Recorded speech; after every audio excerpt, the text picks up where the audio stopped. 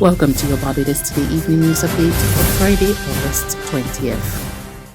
The Barbados Union of Teachers wants a level playing field across all education institutions when the new school year begins in September.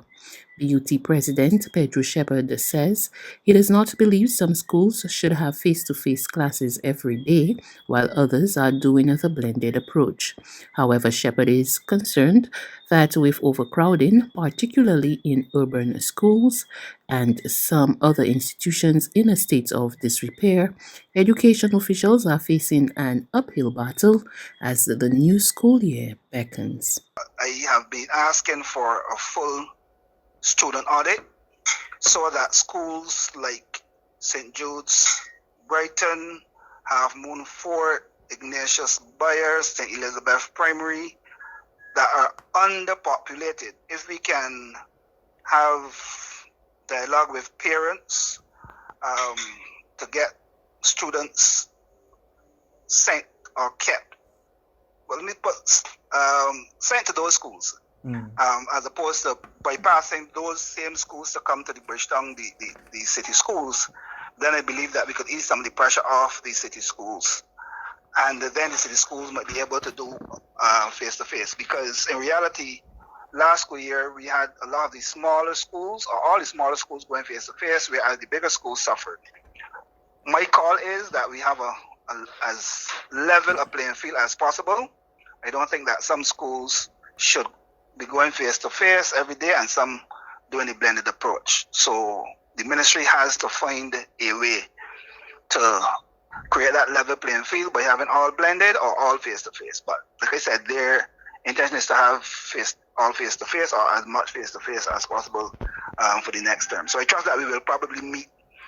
We had a meeting would have been due this week, but there's some change at the ministry, so that would probably be deferred slightly until the new chief settles in. A flash flood warning remains in effect for Barbados following heavy rains throughout the afternoon. According to officials at the Barbados Meteorological Services, heavy to violent showers resulted in 4 to 6 inches of rainfall across some sections of the island. Additionally, 1 to 2 inches of rainfall is likely during the night. Weather officials say the flash flood warning will be terminated at midnight or sooner if conditions warrant. Meantime, communities across several parishes, including in St. Philip, St. Thomas, and St. John, were left without electricity for several hours on Friday due to the adverse weather conditions. The Barbados Light and Power Company Limited said it was aware some of its customers were without power as a result of the weather system and assured that crews had been dispatched to investigate and will restore power supply as soon as it is safe to do so. 19 new cases of COVID-19 were recorded on Thursday, consisting of 7 males and 12 females. They were identified out of the 1,559 tests conducted by the Best Dos Santos Public Health Laboratory. There are currently 136 persons in isolation. Since the start of the pandemic, Barbados has recorded 48 deaths and 4,628 confirmed cases of the viral illness, comprising of 2,257 females and 2,371 males. The race for the Democratic Labour Party's presidential seat is on, as well as for a new council. It's a straight fight between incumbent President Verla de Pisa and her challenger, Reverend Guy Hewitt. Voting started around 10 a.m. today and closed off at 6 p.m. and will continue again on Saturday.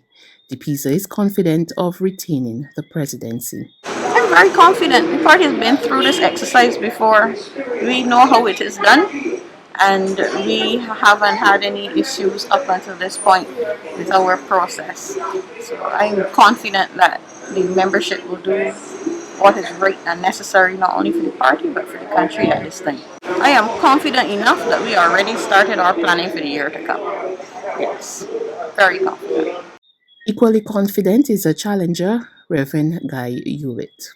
I'm more confident than I was a few weeks ago in terms of the transparency and process. It's been an exciting campaign, and I think that the Democratic Labour Party, regardless of outcome, although I'm feeling confident, will be the winner because everyone is focused on us. The nation is seeing the Democratic Labour Party as alive and kicking again, and that is good for democracy. There's regional and international news after this short break.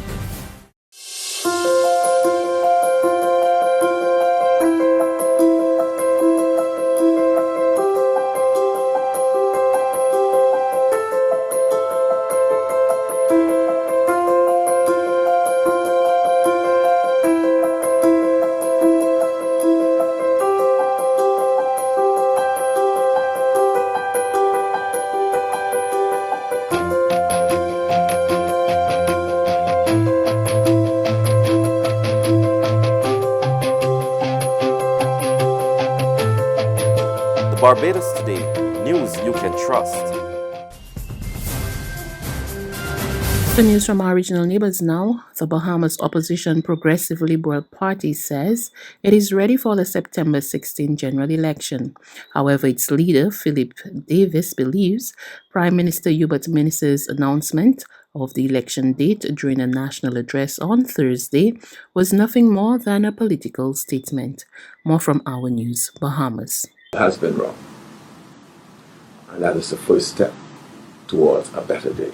A candid response from Progressive Liberal Party leader Philip Davis to the news that the general election will be held in just a few weeks. He slammed the announcement, which came by way of a national address from the Prime Minister, as nothing more than a political statement. It was not a national address. It was a political address where he's asking the Bahamian people to look at him and believe that he would be a better person to manage the post-pandemic era.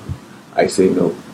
He's demonstrated that he could not manage the pandemic properly, and you're going to trust him to manage it during and after. The bell was rung during an alarming surge in COVID-19 cases and deaths. So far in August alone, the country recorded more than 1,700 cases. Additionally, hospitals are bursting at the seams, and public healthcare facilities on New Providence and Grand Bahama are experiencing day 8 of a sick-out. Davis says this leaves one question for the general public heading to the polls. This call at a time when no doubt the electorate may be asking themselves whether we are more concerned about politics than lives. Davis, who is also the MP for Cat Island, Rumkey, San Salvador, said the pandemic will no doubt affect the way political parties campaign. While he admitted it is a concern, he said the party has protocols in place.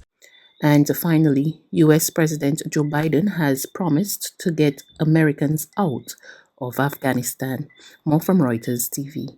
President Joe Biden on Friday rejected criticism of his handling of the chaotic U.S. pullout from Afghanistan and warned that the operation to evacuate thousands through Kabul airport carries risks, while promising Americans we will get you home.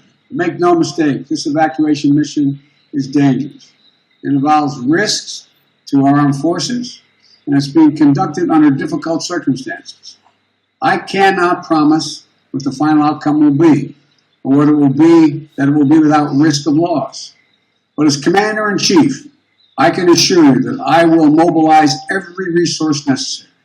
Biden also vowed to get out as many Afghan allies as possible, many of whom are facing difficulties getting past Taliban checkpoints to the Kabul airport for evacuation flights.